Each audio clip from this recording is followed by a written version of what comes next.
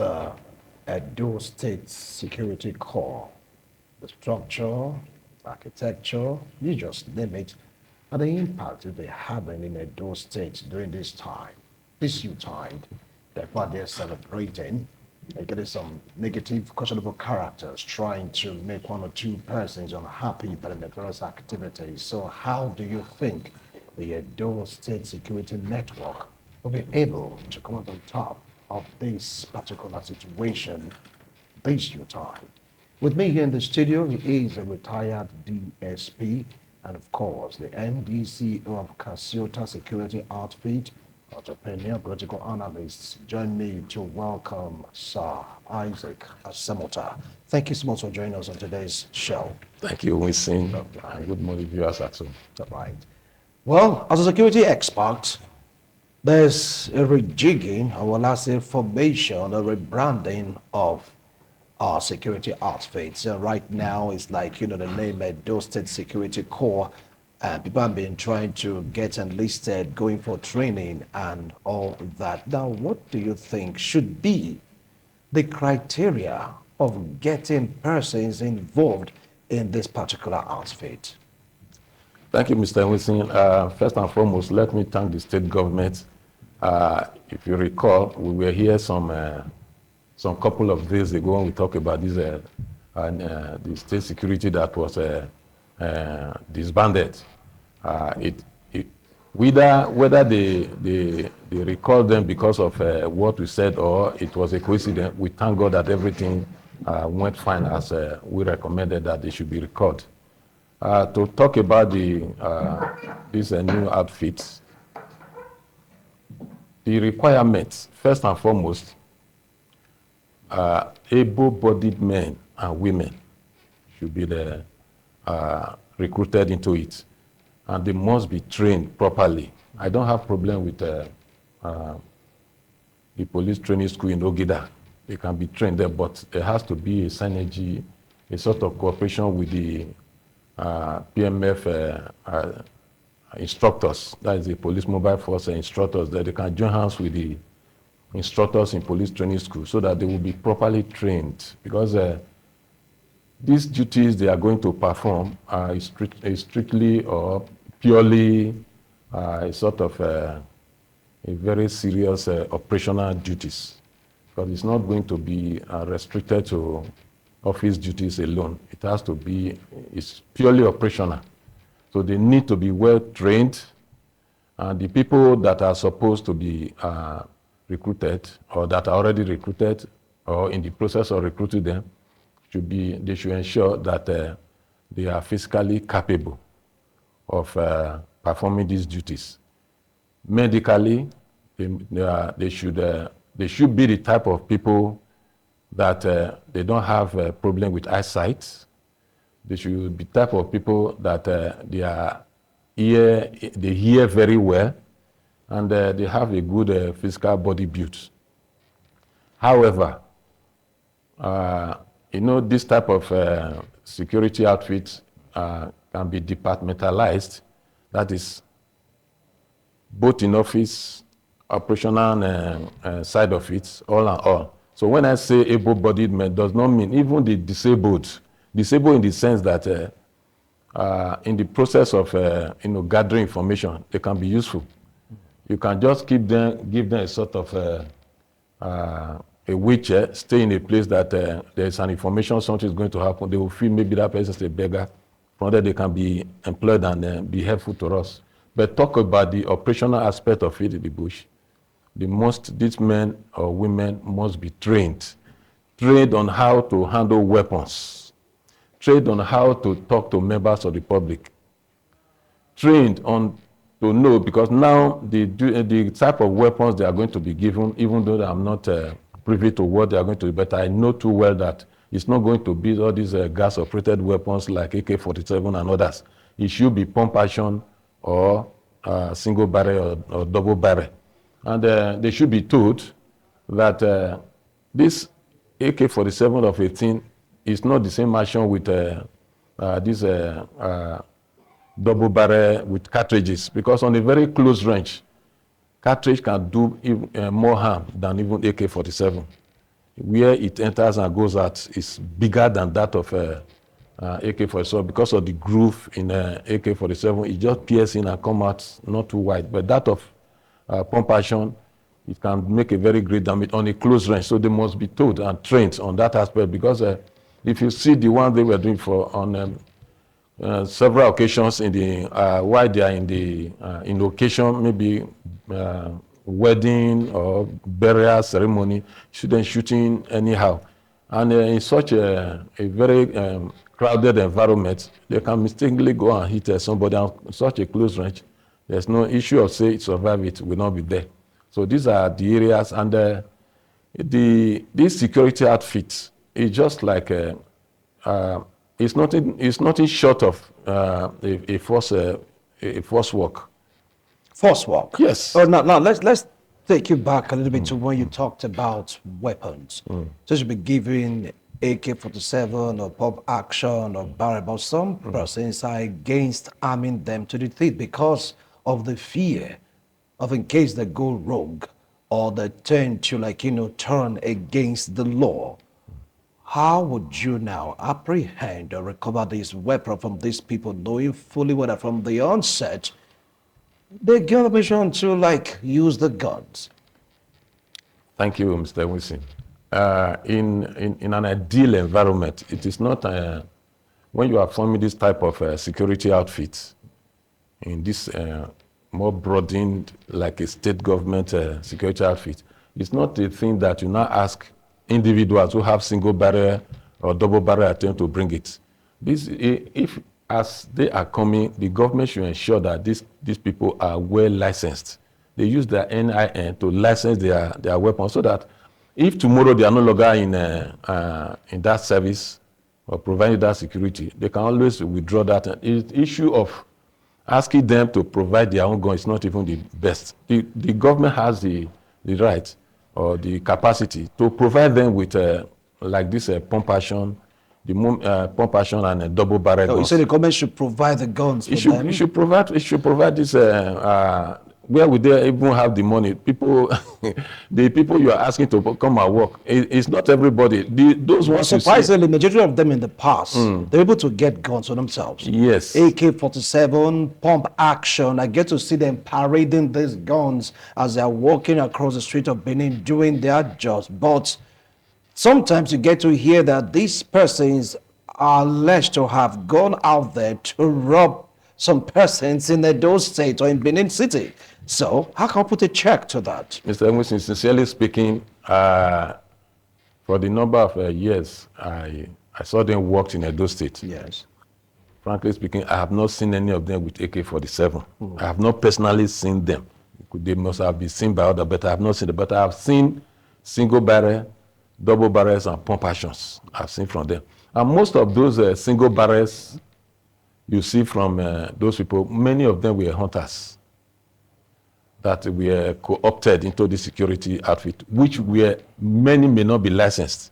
Because as I used to see then, when they are handling this, their single barrel, you can see many of them, it's sort of what they call locally made single barrel, so which it has no breach number. That is, it's not controlled. It's not licensed. So these are the type that can, they commit some crimes and other things. There's no way you can catch them because they don't have that breached number. So that is why I'm saying if government is going to, as government has established the security outfit, they should take the responsibility. Remember the other time I told you that here in this studio that security is a very expensive,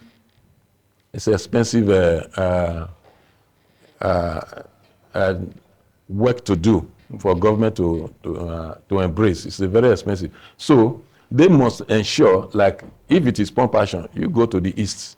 They are doing all those type of the government. They are doing it. They give them a brand new pump actions. They are using there. So nothing stops those states. Like even in this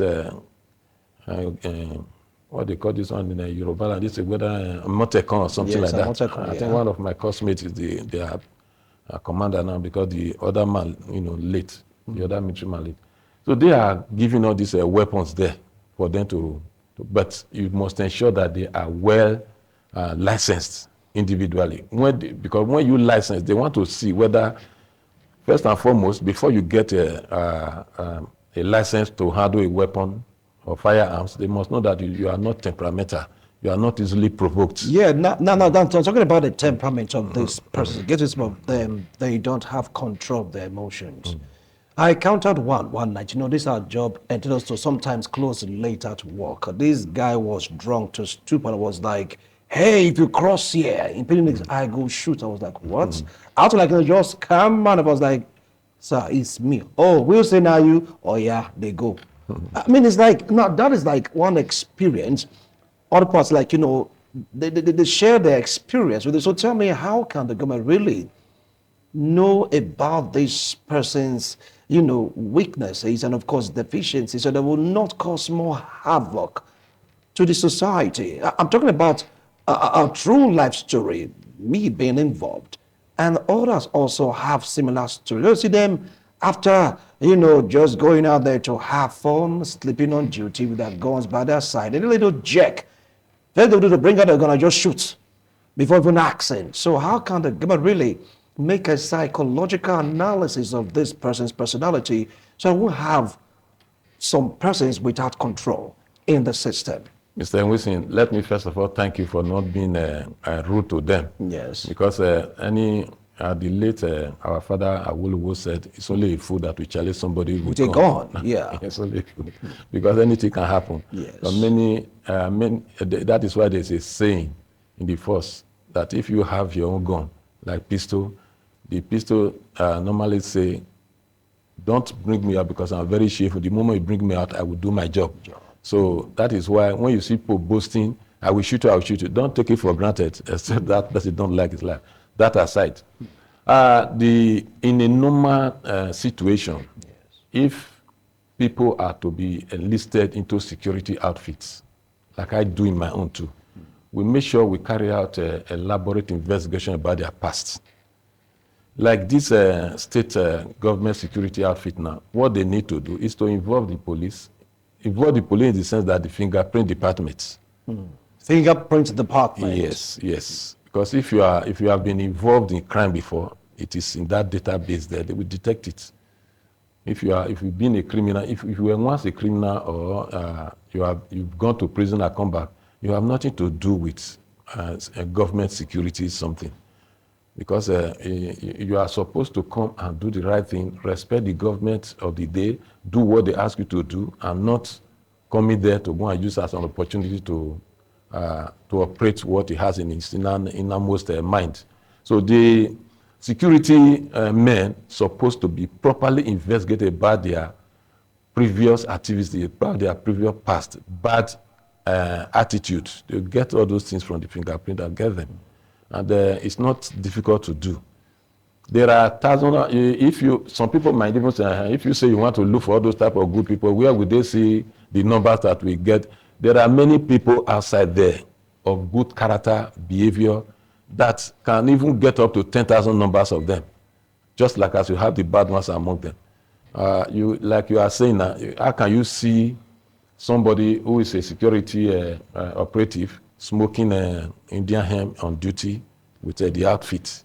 It doesn't look nice. Now it means you are telling other people that you are not law abiding. Some of them, they do that. You see them smoking, drinking with their guns all that. For that I have seen. Yes. Just like I said, I have not seen them with but with this one I have seen many of them. And many of them are very decent. Some don't even drink. Yeah. Not to talk of smoking. So you see, these are different attitudes in human beings. So before, in this security it is very, very important that you must carry out a very wide investigation about these people. As they are doing this one now, if they want to recruit like 2,000 people, don't be surprised that you see more than 10,000 coming up. Coming for the job. For the job. So they must scrutinize them, not issue or say this my brother put him there. No. All right. If you just joined us, this is TMI. We're taking a look at Edo State Security Network, or CORE rather, the impact and security architecture. Don't forget that this is a U-tide where you get to see the good, the bad, and the ugly. We need to be security conscious, and the security outfit on the ground will go a long way to checkmate some persons from carrying out some nefarious activities that may impact negatively on the society. With me here in the studio is a security expert, CEO, MD of Casiota Security Outfits. He is as a retired DSP. So we talk about security. He knows it in total. Now let's take a look at the aspect of how they were organized in the past administration. You get to hear that nothing was given to them in terms of payment or remuneration.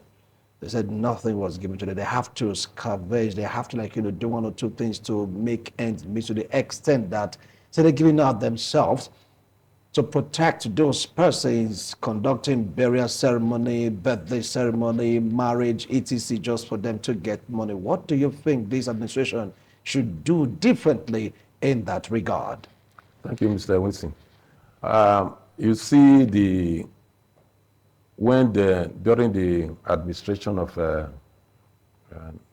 past government of Obaseki, the people that were recruited then to do the job, even though I was not part of the system, but I do see them and I do hear much about them. Even from your radio and other things, we do hear that these people were just who opted into that system without being paid. But these men, for the fact that in their minds, I'm not going to be part of government system in security, they have that full mind of assisting. What do you think if they are not placed on salary? If they have done 50 before, then they will do up to 70 or 80 in the good aspect of it. So the government must ensure that these people they are recruiting now must be placed on salary. These people must be placed on salary, especially as things are skyrocketing every day. It's going up astronomically. So they should be encouraged to, in terms of finance, if they have enough money. I'm not saying they should pay them millions, but at least, like I did say the other day we were here, if they are paid nothing less than 100,000, because this do or die affair security something, we know how the situation is. If you go there and give them 50,000, you are not helping any matters. At least the least paid of them should not be less than 100,000 by them. And that's above the minimum wage we're talking about. Can the government shoulder the responsibility of the amount you're citing, 100,000 minimum? Thank you, sir. That was why I told you that it is very security is very expensive. Security department is not like other departments in governments. There must be a way out to figure out how to get the money to pay the security, because if there's no peace in the environment, everywhere we go the way they like, and there will be chaos. So these people must be paid. And assuming now, for example, maybe all over the local senatorial district in those states, maybe they have about 5,000 workers. 5,000 workers, and they are paid 100,000. I don't think that is too much for them. It is not too much for government to pay. It's not too much. And like I did say also the other time, that a situation where you give them all these Toyota vehicles yes, for patrol, it's not ideal. Give them a good, protected I'm a personnel carrier. Is that what you're saying? You know, the other day I said it. Maybe you will say it will be too costly. Yeah, too expensive. Too expensive. But the healers aspect of it, like the armored personnel carrier now, I don't want to use the word APC again, because we were saying the other day. So this armored personnel carrier is very, very. You talk about billions when you are talking about that. But these healers, we have bulletproof healers that can go a long way to assist them, and that will give them courage. The moment you see these people are giving money, plus the pride that I'm working for government, it's just like as a first man, if you are a first man, you are not proud like your relations are proud. They can go outside and be talking or doing anything because they see you behind. So with these people now who have not been in that system and they are not there, you can see the sort of proud in there, the good side of it anyway. Yes. Say, I'm proud to serve this state now. They will do their job, so they will be giving a very good and good training. Like I was saying, this a duty that is as serious as the work of any first man, because their work now is purely professional. Yes. It's not, and that is why I said at the moment they get to training school, like the police training school in those Benin here, Ogida, where they have been trained before, who opt the PMF, the police mobile instructors, because Now, hold on. Now, talking about training, is 1 month or 3 weeks enough to train a standard security man or security personnel, could be male or female? 1 month.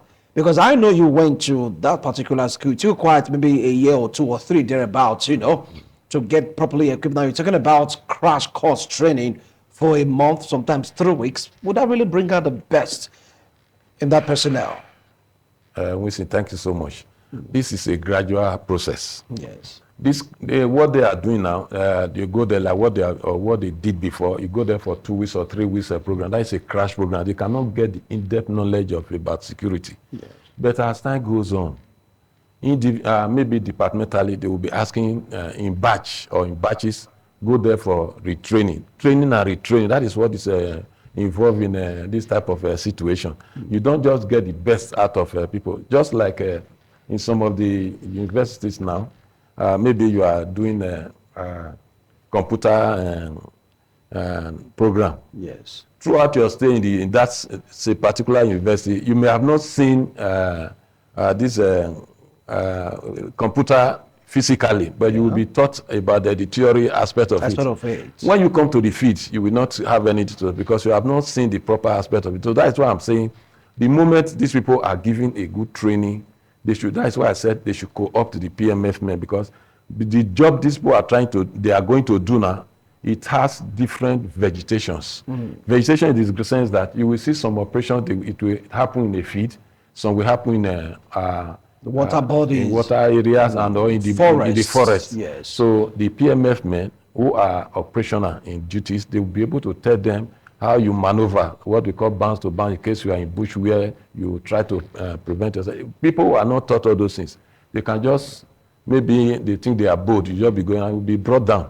Bullet. So they need to be taught properly. If you are in the field, you are not supposed to be seen standing when you are operating. It is either you go on crawling or other things. Because if you lie down, it is not easy to get somebody who is lying down. So if you are in the field and you see you are having a prayer, firing between other people, what you are is supposed to be taught. You have to break forth and you maneuver to another side and you engage the person in firing. Not you carry your chest up and start firing. To chase the bullet. They will just bring you down. So if they are not taught all these things, many of them are not. They don't know this. They don't know this. If you are in the forest and the people are firing you, you are supposed to look for a tree or anthill where you protect yourself, so that when you are firing, the other person will not be able to reach you. But those who are not taught, they don't will not know these tricks. They will not know. And also, if you are going on operation in the bush like this one, certainly they are going to be involved in these bush operations. Yes. Because of all these killer herdsmen, all those and the herdsmen. So when you are there, by the time you are not carrying your gun, you are trying to pursue this people. You will be told on how not to run straight. Right. But you go in a zigzag front to avoid somebody aim at you easily and get you down. So these are the areas that they need to be well taught about, and it doesn't go once. They have, that is why I said training, retraining.